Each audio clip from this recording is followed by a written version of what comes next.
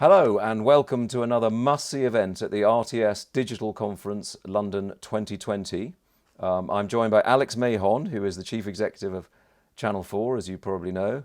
I also read that out from a card, but I think did You did it reasonably well. Very well. Reasonably Very well. well. So welcome, Alex, to this atmosphereless dystopian studio, kindly provided by YouTube. No audience to react to, but we're going to do our best to get through all the pressing issues of the day. And Alex, before we kick off and talk about COVID, which is obviously what we'll mostly talk about, I just wanted to step back. 2 years ago, we chatted at RTS in front of human beings, and you were 1 year in. So maths tells me you're now 3 years or so in. Well done, Tim. Thank you. The other RTS leader who's just been speaking is Tim Davey, who is the new boy as a CEO. But apart from looking a bit like a French existentialist, actually, because the lighting was very dark and you had a polo, that wasn't my main takeaway, but it's worth a look. He looked great. There's lots to take away from that, but he's beginning his journey. You're 3 years in. What do you think Channel 4 now looks like under you? What have you done 3 years on that is sort of Alex-shaped about Channel 4? Yeah, it's been quite a fast 3 years in a lot of ways, but I guess the main thing that would mark it out is change. So Right. Channel 4 is obviously much more than the BBC. It has a much younger audience than any other PSB, in fact, than other broadcasters. So the main things we've had to deal with are how we change ourselves for a digital environment before others. And the other big change for us, of course, has been how do we represent the UK more? So moving across the UK, getting our offices open in Leeds and in Glasgow and in Bristol as well as London has been a massive change. That was probably Right. my first 18 months. And the rest has been how do we change ourselves to make sure that we're both representing young people, representing the UK, but doing it in a digital first environment, right? How do we switch everything in the business to think about how we become platform agnostic, how we distribute stuff across all of the digital media, but do it in a very Channel 4 way with a sharp brand. So I think if you ask people at Channel 4, it would be about change, and there's still more of that to come to make us faster. And of course, before Channel 4, you'd run a production company like all the best people. And I guess your reputation was as a decision maker. You like to get things done. You like things to move. Has Channel 4 been easy to change? Have you found occasionally you're thinking it's harder than you thought or more challenging? What's that felt like? Yeah, it's a good question. I think you have to, if you come into any organisation that's existed for a long time before you, it's really different to if you're starting your own production company where you're forming the culture. So you have to listen really carefully to people to work out what the culture is and what needs to be preserved, and then work out what can be changed and what can be progressed and at what pace. So the most difficult thing is, because you're always impatient as a chief exec, is to work out how fast is fast enough and how fast is too fast. So it's preserving, if you like, the DNA and the creative spirit and the innovation and the fun and the challenging and the representative bits of Channel 4, whilst also thinking about how do we need to change our strategy to move into a modern environment. And that's hard to get right. Sometimes you get it right, sometimes you don't. Sure. But now it's about what's the continued organisational transformation that we have to do to maintain pace, because as you know, we're not always as fast as we need to be. Right. So all that said, obviously one of the big things that happened, which I don't think you're responsible for, is COVID and the pandemic. And it's almost like we might want to think of it in two ways, which is what it's done so far and the fact that now, I'm not exactly sure when this goes out, but just yesterday, Boris Johnson announced the new, changes to government policy and new guidelines, and so it looks like we're entering into another grim phase. So just going sort of back to March and the beginning of all this, I suppose the one question would be, how bad did it get for Channel 4? Obviously you have ad revenues as your key driver. You don't have a license fee. You don't have the sort of city-facing benefits, if you like, that ITV might have, and so on. So presumably it was a scary moment for you as chief exec of Channel 4. Well, it was pretty bad, yeah. we don't have what a commercial broadcaster like ITV would have. You know, the ability to cut your profits, the ability to take on more debt, the ability to do a rights issue if you needed to. We don't have what the BBC have of a kind of guaranteed income. For us, it's pretty much all advertising. And the worst months, advertising revenue dropped 50%. So to have sort of 50% of your revenue ripped away and not know how long it will last is really bad. On the other hand, I would say Channel 4's at its best when it's up against it. So sort of in a crisis when you have to change really fast, Channel 4 is actually amazing. So overnight, we had the best part of 1,000 people working from home. And actually, unusually for us, we were well prepared with the technology which we just put in place. So we all had laptops and Skype and everything. So we were ready for something like that. We were prepared. We had a debt facility in place for a market shock. So that helped. And then we had to make a plan to cut costs really fast. Now, this is where Channel 4 can be really good because most of our money is spent on production. You know, most of our money is actually a variable cost. So what really helped us was indies being really responsive. So we made a plan for a worst case. Actually now, the market's way better than the worst case we planned for. So we're up compared to where we thought we'd be. So can we just go? So you're saying two things. One is ad market's looking better, and the other is your performance. Ad market's looking better because we planned for a pretty miserable case because we had to, because we had to make sure we were prepared. So now we're doing better than that. Second of all is our performance has been really good. So what helped us was two things. One is indies sort of came to the rescue of Channel 4 and said, we'll be flexible, we'll do this, we'll work out how to produce in lockdown, we have to delay this program, we can't make it, or we found a really cunning way to keep making this program. You know, Bake Off was made in a bubble. Yeah. You know, they all went away on a holiday camp for weeks together with people being tested and stuff being sprayed down as it came in. And they came up with all those procedures. You know, you've made shows yourself. People kept making shows. You made the Steph show genuinely from her house in lockdown with remote cameras. So indies did incredible things and produced things really cheaply. And then what happened was I think we were really editorially responsive. So we put on things like Grace and Perry's Art Club, Made from Home. Jamie Oliver was literally filming at home on an iPhone without hair and makeup or any support staff. Kirsty did crafts in lockdown. So we made all these shows that were super responsive. And because of that, we did really well in audience numbers. So our volume was up. So loads more people were watching. But our share was up. So our share was up a couple of percent. So we won against others. And if you look at stuff like young share in peak, that was up in lockdown 38%. So we had this massive volume of new people coming to us, but also we won in share against the others because what the audience said is they thought we were representing the UK better. You know, they thought we were more in tune with what was happening in the UK and they thought we were representing them better. Yeah. Now, that is probably stronger than we've been in years, and that came from being responsive to what was really going on. Can I just ask about that? So you're a CEO who, having a production background as you have, is more comfortable talking about the creative bits of the business and so on. That decision to make shows in lockdown and to make what became known as lockdown TV, that was a strategic decision, was it? About being creative and getting stuff out there? And at the same time, working with indies, helping indies. Was that what was that discussion all about and that decision? So as lockdown happened, we had a really clear strategic conversation about what the editorial response should be, very much led by Ian and the commissioning team. And what did we want to say to the nation at this time? And what did we think our position was?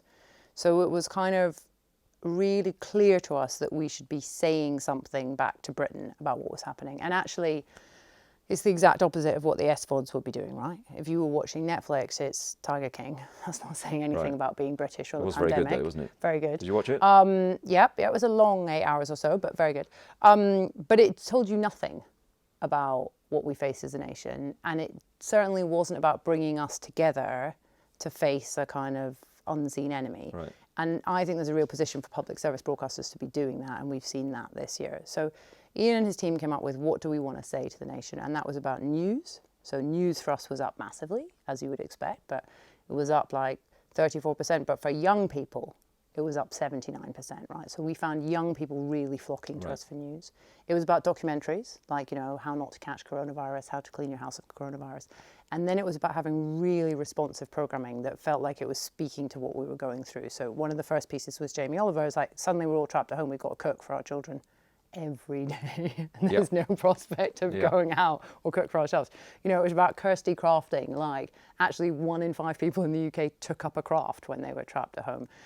So it was about responding to that. It was about Grayson doing art, anyone can do art, what does that mean? So we really thought through how are people feeling and what might they want to see, and that meant that producers had to really help us. And the second part was the best way we can help keep the industry going, even though we had to cut money, was by keeping production going, right? Even if it was only the shows we could really do, how do we find innovative ways to keep making them in lockdown? Because if we only put on repeats, there's no work for producers who we rely on and they rely on us. And if we sort of slightly think forward, but keeping that thought in mind, it's clearly things I can exclusively reveal aren't going to get better for a bit, it would seem. COVID has not gone away, and if anything, it's more rampant. We know there's these new restrictions, and who knows what the government's going to say next in terms of making our lives, narrower and more difficult. The economics of it. Do you think you can? So, do you think you can keep the program budget where it is? So, it'd be interesting to hear whether you feel that's sustainable. And then I suppose the other thing connected to that is, do you think you've got the resources and money to allow those programs to continue, or will what we see as a bit of a chipping away and tariffs ultimately going down? And so how does that feel if you look at the next 6 months from what you can see? Yeah. The program budget will go up massively next year because we had to cut it so much this year. So that was 150. We took 150 out this year. So is that going back in, or? It's not clear yet Okay. how much of it goes back in, because we don't really know what the advertising market will Right. do. But it definitely goes up massively in 2021 compared to 2020. There's also a bit of a concertina effect because the things have been delayed into next year. So it's that we've got to work out. And then we've got to get tariffs back to normal rates over that year, right? Because we can't, and neither can indies, survive with tariffs being low. It's definitely taught us some things about how you can make cheaper programs, and it's definitely taught us some things about how you can make faster decisions, right? And those have got to be good things. But I don't think you can compete in a Netflix world or an Amazon Prime world or a Disney Plus world by just making everything cheaper. That's not realistic, because that's not the quality that viewers demand, and it's not the options that producers have.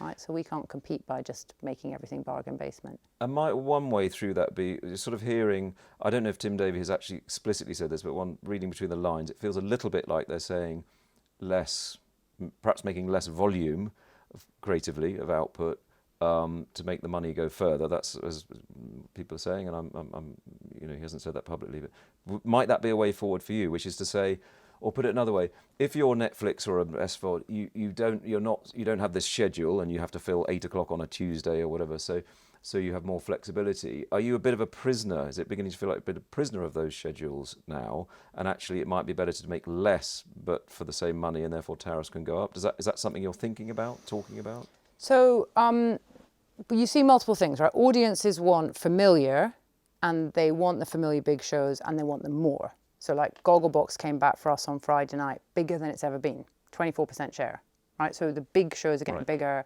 Bake Off started last night with 7 million. So those shows, known shows that are loved, get bigger. And we've been seeing that trend for sort of years in production. Sure. But equally, people want new stuff all the time. So the question is, how many bets on new stuff can you lay out? And do you need to be clearer and have fewer of them, or can you have lots of them that are little? That's a constant question of how big do new things have to be. But you definitely have to market them because people can't find stuff. Right. So people want known titles, and they want to know that something's worth investing in, because with the amount of choice that viewers have, they feel much more nervous about any individual decision to try something, and they have much less patience for it. So that's the sort of conundrum, right? You need your big things, they need to be bigger, they need to be marketed. You need lots of new things, but they need to be signposted better. So for us, that's much more about how you market them on social and how you get to where young viewers are. So we just signed a big deal with Snap, and when we put shows on Snap, they'll have reach of 5, 6, 7 million. But people will find out about them because that's how people are sampling new content. So I think we've got that phenomenon going on. At the same time, because you have more choice and less viewers to any individual shows, repeats score much higher. So one of the things we saw during lockdown was sometimes you put a repeat on of Bake Off, Right. and almost as many people come to it Right. as a new episode, perhaps because they haven't seen it before, perhaps because they're familiar with it and they want to see it again. So I think the way we used to think about repeats has changed a bit. It's only a repeat if you saw it the first time. And Right. sometimes people just didn't see it the first time, or sometimes they want to see it again because they love it. So that's changed from 10 years ago, where you would think, I'll never have repeats in prime. And that's causing us to think about how many shows you have and how do you change the schedule, because people want more familiarity in the schedule as well. Yeah. And we'll come on to SVODs and on demand in a second, but just to finish on the sort of the hardcore COVID questions. In terms of your working practices and the way you see Channel 4 working as CEO, and you know, I'm talking beyond just commissioning and all, have things changed that you think you will now do forever? And that might be about how you think about the buildings or regional work, or, you know, so in other words, are there some lessons you feel you've learned that you're just going to continue doing? What does that feel like? Well, I was amazed by how Channel 4 and everyone adapted so fast. You know, things you would have thought would take 5 years happened overnight, didn't they? It's meant 3 things for us. So the first is, I think we've become much more location agnostic about where jobs are, and I think that will continue. You know, we've got 5 different locations now. I think we'll start to think much more about what jobs can really be done where, what jobs actually need to be in a specific location. And we were already on that journey, but I think now we can be much more open about, can a role be in Leeds or Manchester or Glasgow? Does it really have to be in London? So that's a good thing, because it means we can represent the UK better. I think we're doing a big project about the future of work, like what do you really want to use an office for? Like, I love the office, but I love it for certain kinds of things, right? And do I have to travel to things? So what do we want to change about how we work? The second thing is pitching. So when indies have had access to us through Zoom, as opposed to through having to get on a train and come to a meeting and be kept waiting in reception and all it's the lovely other reception, problems. to be fair. But it's the best reception there is. But after the second hour, I find it wears a bit. Well, you like networking there. But, you know, is that really right? Because now you get your time slot, and if you are coming from like Middlesbrough or Newcastle or London, you get exactly the same access. And we've had really good feedback from indies about that, because they're calling it, it's being called like the geo-leveler effect, which is slightly naff phraseology, but Let's go with it. It does mean that you don't think all those people are hanging out together in London or Soho House or something. You get the same access. And that's become much more democratic and has been really appreciated. I think that's quite important for us to think about. Also, people turn up on time to meetings and leave them on time. They don't say, I'm just doing something else. And in the same way, we've managed people better. Managers have checked in more and been more rigorous about doing that. So staff feedback on that's been really good. And the other thing we are then thinking about is how we use this to make sure that we change our recruitment and we change the representation of people. So we have like a dashboard now every month for every manager, which says, you know, how many of your staff are male or female, how many of your staff are BAME, how many of your staff are LGBT, how many of your staff have got a disability, how is that changing over time, what's your pipeline? So I think this pandemic gives us more of a chance to keep changing that, keep making sure we change social mobility and we have people from all over the place. And do you think your cost base is it in the right place? Does it make you question that? Do you think you can do the same with fewer people? Is that something presumably that's something you're thinking about too, right? Look, by cutting a load of costs, it always makes you think, well, now where do we put the money back in? But what we definitely have to do is put money into the growth areas, right? So it allows you to go, okay, as we put money back in, do we want more money in digital? Do we recruit all the people that we've just put in for studio, who are in Leeds doing social? Are we making sure that as we put money into the organisation, is it in the right places of growth? But I don't think the pandemic has taught us that you can do much more with less people. If anything, it's taught me that the same amount of people have had to work much, much harder in worse circumstances to achieve the same result. Yeah. And whilst all this is happening and all these challenges, the threat, which was from video on demand, from the SVODs, from Netflix, Amazon, Disney, has only intensified, as you probably know.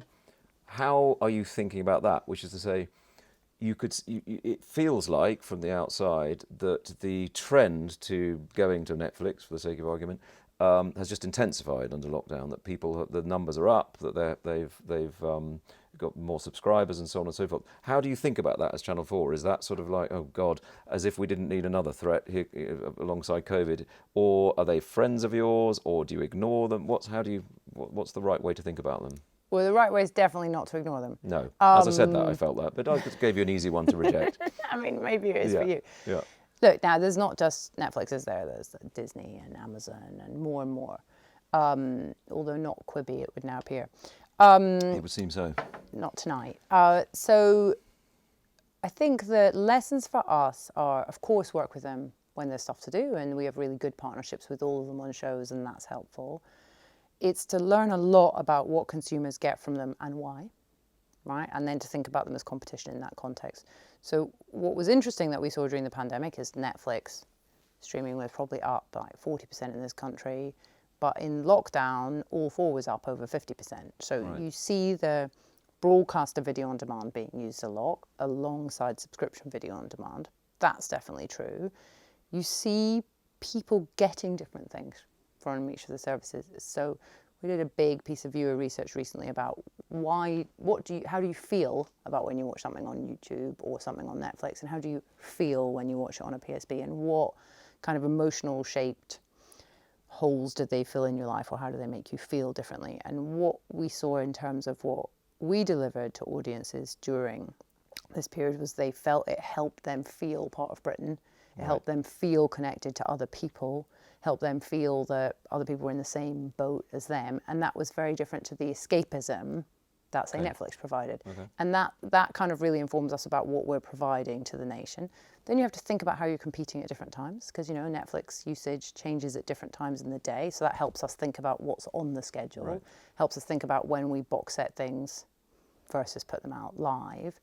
So I think you have to be a really keen observer of that, and then make sure that we have things like prominence and that our services can be really easily found, because the big thing that this has proved is we are really important to the nation. And when it is a difficult national crisis time, you wouldn't want to just rely on Netflix or the wonderful YouTube, even though they are sponsoring this session. Which we're very grateful for. We're going to come on to the PSB review because it's an RTS interview at a certain point. So we may come back to the prominence issue. But just on just final point on the streamers, if you like, when they're putting the sort of money they're putting into scripted, for example, which and we know now they're moving into non-scripted more, but scripted.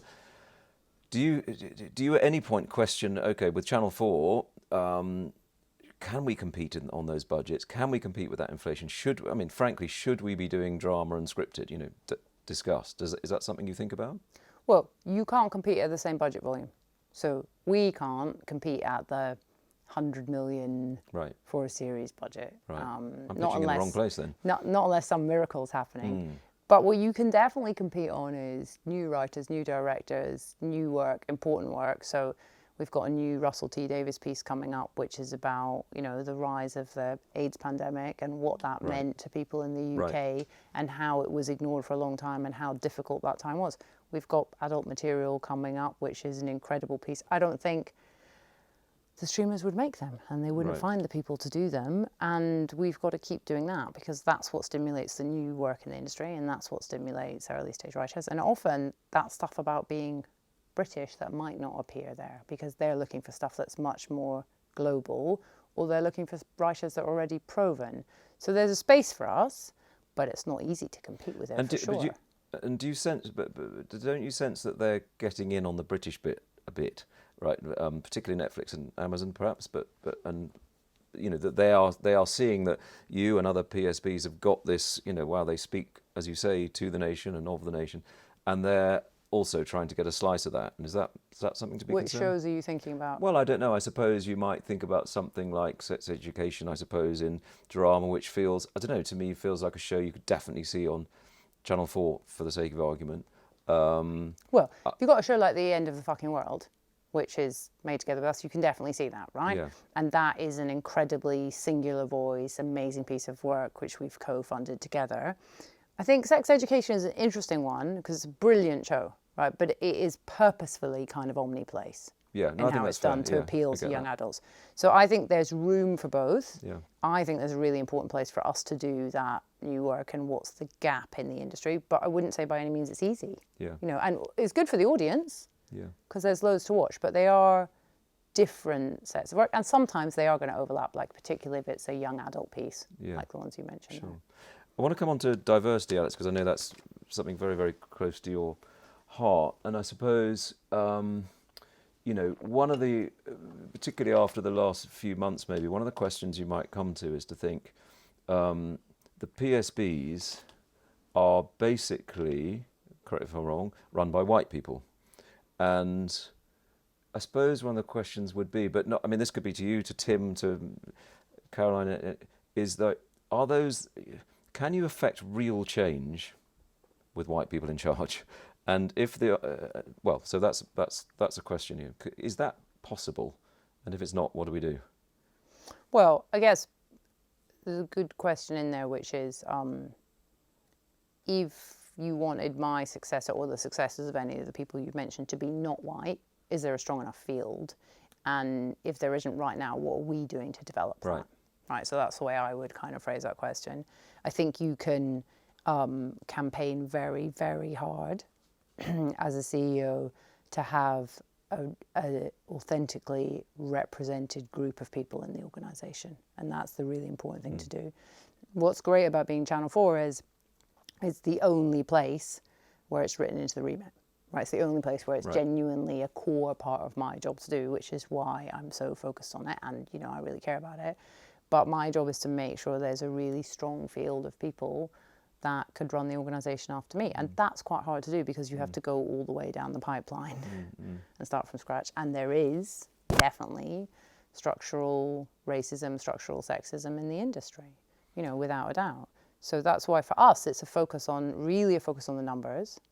So getting to 20% BAME across the organisation, but most importantly, getting to 20% BAME in our top 100 most highly paid. And do you know where are you roughly? Yeah, because I'm obsessive about it. I'm at 14% in the top 100. Okay. I'm at 17% across the organisation, but I'm at 14 in the top 100.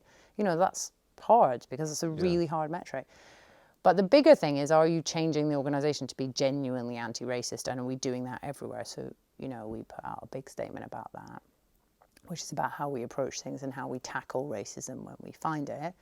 But it's also about how we become a genuinely representative organisation. And then it's not just how we measure what's on screen and who's behind the camera, because we've been doing that relatively well for ages. Now it's like, who are our suppliers? So we're starting to measure the supply chain. That's the first time anyone's done that, right? And said, how many companies are we working with where the decisions are made by BAME individuals, or they're controlled by BAME individuals, and how are we going to change that number? Because it's about where we spend our money, you know, and then how are we going to do that with our advertising as well? So it's a big thing for us to really focus on, and it's not easy to make that change because ultimately you've got to have really difficult conversations, and nobody likes that. And when do you feel how long a project is that for you to feel happy and comfortable that you've reached that place that you could? I mean, does it feel like does it feel like years ahead? Does it feel? I think we are way ahead of where we were, and we're probably ahead of others. But I don't think if you would talk to anyone BAME in our industry, they'd say the work is anywhere near done. I think we've had this massive year of talking about it. We've made a really strong reaction to Black Lives Matter. We've got a kind of big Black Takeover Day coming on the channel next year. And that's not really about the day. It's about all the work that will have to happen to change things for that day, all the crews that will have to change, all the behind the camera that will have to change, all commissioning decisions that will have to change, and then launching new series then, not just on the day. But you know yourself, you've got to go through what's the crew list, who's making the decision, who are the heads of department on each production. So I think that's years of work. I think we've made a lot of progress in unearthing what the problems are, but we haven't made enough progress in changing attitudes and mindsets. And when 2 years ago when we spoke at RTS, you'd commissioned, I think I'm right in saying, some work which I think was from the LSE, which sort of roughly translated said Channel 4 was the poshest broadcaster, right? Yeah. And that was obviously about socioeconomic background and so on. How's that piece of work been going? We commissioned a lot of work about social mobility in the industry. So which is deemed like how posh is our industry, which is about measuring how many people in our industry across indies and across broadcasters come from like a working class background or professional background or a kind of management background.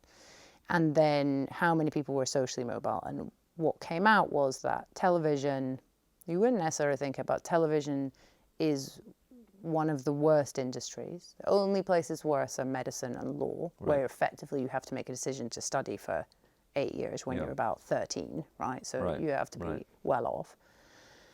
And then now we've started to measure, and we published all of that in a very Channel 4, get your dirty linen out way. Now we're up to 39% background socially mobile, which has changed from, I think it was about 30, 32 before. So we've made good strides, but there's still plenty more to do. And part of that is the same challenge as racism, it's the same challenge as sexism, it's the same challenge as prejudice about disability. It's making people feel comfortable talking about where they encounter challenges or prejudice and making them feel comfortable about talking about their authentic selves and who they are. And that involves difficult conversations and opening up stuff up and stamping people down if they won't let them talk. The audience seem happy at the moment. No one's calling for us to stop, but I think we're probably nearing the final chapter here. And I just wanted to bring another couple of things up, Alex, that I think we should talk about. One is that you've touched on, but is the regional play, which I think, as you say, is very much one of the things you championed from day one. And I suppose the question is, how's that going?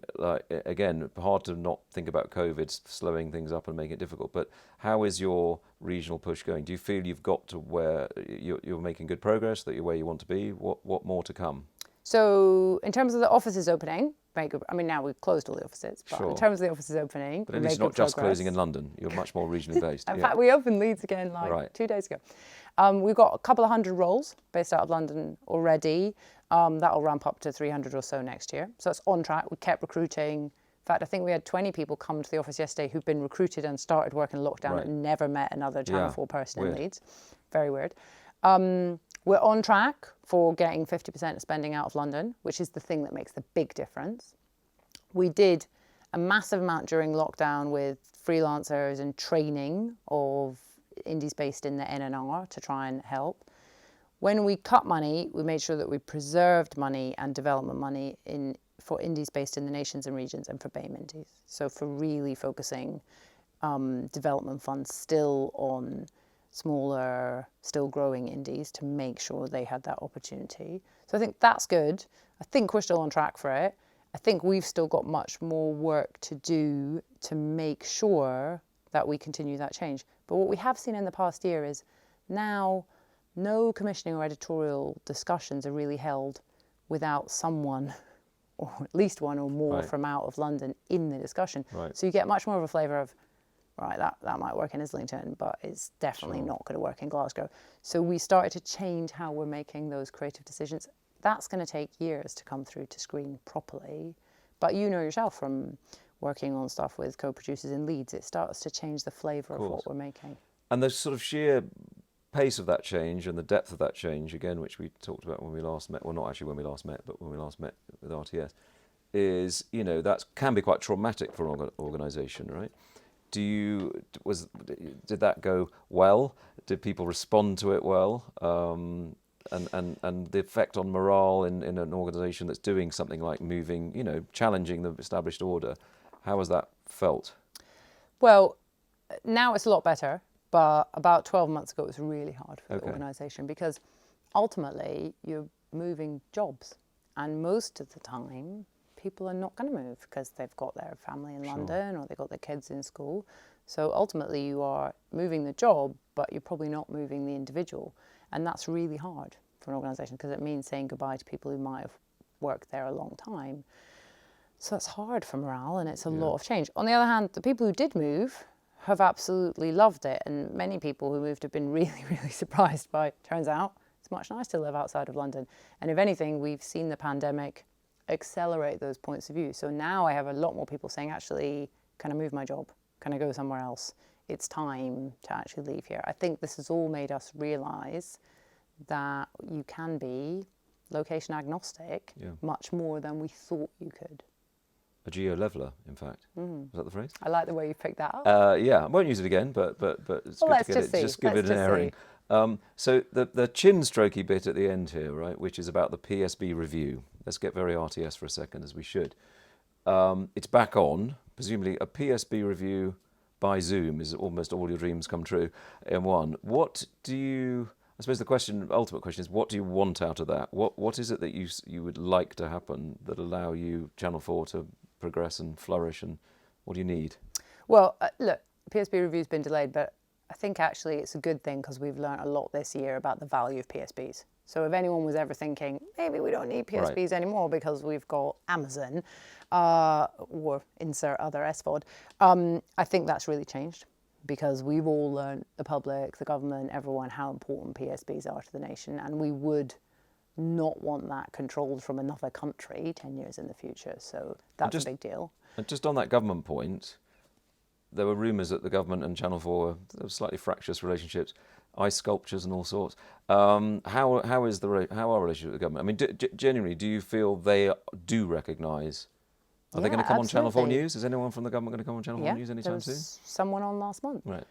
I think what you've found during this, and you'll hear the same from other broadcasters, is that DCMS have been incredible. Government's been very supportive. They've been really responsive. I mean, you know, we've had this massive insurance scheme launched, the biggest globally, and to really help the industry get back to work. You know, we've been working super closely with the DCMS. I talk to them every week or so, and they've really thought through how to help the industry as much as possible. So we have certainly found them really strong supporters during this time. I mean, they've been much, much more considered about what the industry needs than the equivalent governments in many other countries. Right. So that's been good. Back to the PSP review? Sure, yeah. I mean, I was hoping it was all part of it, but... Kind of. Yeah. But I think it's good now the PSP review has the sort of framework of what the audience think of PSPs. For us, it's three things. So the first is prominence. You know, Ofcom recommended about a year ago what needed to be done about prominence. So now we need the government to move on getting that into legislation. And that is about making public service content easy to find on all platforms. Right? That's what it is, very simplistically, and updating the regime, which hasn't been updated in 17 years, so that you can find stuff when you go to a connected TV or another device. The second thing is about the tech regulation that's needed. So, you know, the CMA has recommended on that. It's a question of what are the pieces of legislation we need to get in place to make sure that tech is regulated in the same way that PSPs are. And, you know, that needs all kinds of legislation, online harms, white papers, etc. But it is important for us to think about content being the same quality and regulated across different platforms. And we've all seen some of the harms that social media can do, particularly to young people, and that's been made worse in this environment. So getting those recommendations in place. And the third thing for us is we need a bit of updating of how we're measured, which is a kind of Ofcom matter, but you know, we're still only measured on linear performance. So nothing we do digitally counts. That just feels anachronistic in these times, right? So all of our growth in all four, or doing things on social platforms, or you know, we distribute the news on YouTube and we put things out on Facebook. None of that actually counts because we're measured on what's the share on the main channel in linear. And that at the moment is kind of fighting against where we should take the organisation in order to be sustainable. And do you think overall you should be spending, if you like, more time talking with the other PSBs, you know, you, in other words, becoming a closer group, if I can put it that way? Or should you be more outward facing, or is it a combination of the two? You know, what should be the way you think about your fellow PSBs? I think in the last few years, we've all moved to a position where we work much more closely together. You know, whether that's on how we appear on UV or other things, BBC, ITV, for Viacom, we all work much more closely together. We make joint submissions to Ofcom, we make joint submissions to the DCMS. The days of us all doing things totally separately and feeling like we were fighting each other have gone. You know, that's why people have worked together on BritBox. There are other working parties of how we might approach certain regulations. I think that's in a really good place compared to maybe where it was 5 or 10 years ago. And so it should be, right? Because our competition are much bigger and more global, and if we squabble amongst ourselves, it won't be very useful. Yeah. You seem, I've always felt you're an optimistic person, right? You're someone who likes to get things done. And how do we, can you help us all feel optimistic about the next 6 months or so in terms of our industry? What should, it feels like, it's going to be a tough time, right? And maybe people are closing offices and losing that human contact. And so how should we feel, what are you telling your people about how they should feel we can do this? Well, there'll be plenty to watch on telly. Is the good news. There was a and not just time Channel 4, in right? August. There's all sorts to choose I from. can't recommend other broadcasters, despite everything I just said about us working together. So you can watch Bake Off and more Bake Off and more Bake Off. Look, I think it's tough 6 months. It's really tough on people. So mental health of people has been under a lot of stress. So I think as organisations, thinking about what we can do to help our staff at home is quite important. Like we've put in place a whole new group that's just about people who've got caring responsibilities. Right. And we've introduced like meeting-free Fridays to say, work on Friday by all means, but try not to schedule yourself into meetings because we found people are just overwhelmed. They don't have a minute to breathe. So we're doing a lot of thinking about just what are the things that change people's day to get through this. And otherwise I'm saying, watch more telly.